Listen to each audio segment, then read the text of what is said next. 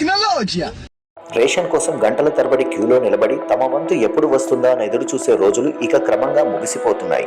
Ration పంపిణీ వ్యవస్థను మరింత సులభంగా, వేగంగా, పారదర్శకంగా మార్చేందుకు ఛత్తీస్గఢ్లో కొత్త విధానం అందుబాటులోకి వచ్చింది. ఇక లబ్ధిదారులు ఏటీఎంలో డబ్బులు తీసుకున్నట్టుగానే ప్రత్యేకమైన గ్రెయిన్ ఏటీఎం ద్వారా తమకు కేటాయించిన రేషన్ బియ్యాన్ని పొందవచ్చు. ఛత్తీస్గఢ్ రాజధాని రాయపూర్లోని బీర్గావ్లో శనివారం అన్నపూర్తి గ్రెయిన్ ఏటీఎంను ప్రారంభించారు. సాధారణ ఏటీఎం మాదిరిగానే కనిపించే ఈ యంత్రం ద్వారా బయోమెట్రిక్ గుర్తింపు పూర్తయిన తర్వాత లబ్ధిదారులకు నిర్ణయించిన పరిణామంలో బియ్యం అందుతుంది. అంటే ఇక రేషన్ షాప్ లో సిబ్బంది కోసం ఎక్కువసేపు ఎదురు చూడాల్సిన అవసరం ఉండదు.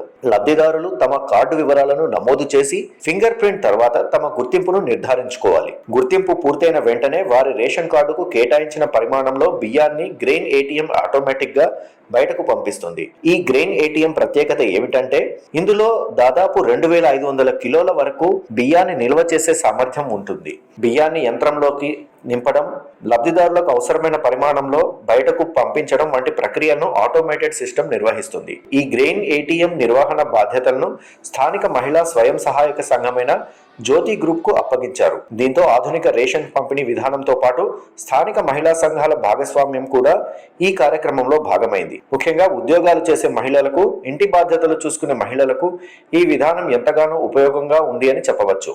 తమ పనులను వదిలి రేషన్ కోసం గంటల తరబడి క్యూలో నిలబడాల్సిన అవసరాన్ని ఈ విధానం తగ్గించగలదనే ఉద్దేశంతో దీన్ని ప్రారంభించారు.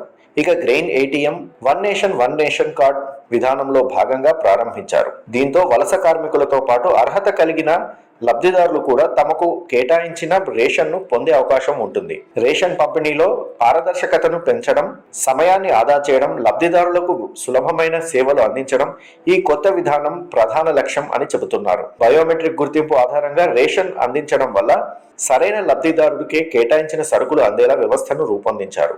ప్రపంచ ఆహార కార్యక్రమం సహకారంతో ప్రారంభమైన ఈ ప్రయోగం భవిష్యత్తులో ప్రజా పంపిణీ వ్యవస్థను మరింత ఆధునికంగా మార్చేందుకు ఉపయోగపడుతుందని భావిస్తున్నారు.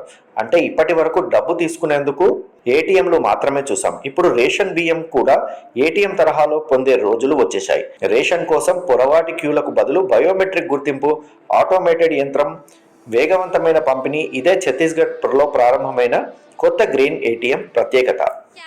पहले लंबा लाइन लगना पड़ता था, अब लंबा लाइन लगे की ज़रूरत नहीं है भैया। यहाँ जब 24 घंटा चालू रहेगा, ये एटीएम जो चालू रहता है ना, वैसा ये चावल वाला एटीएम हो गया है। इसमें 24 घंटा आप चावल ले सकते हो।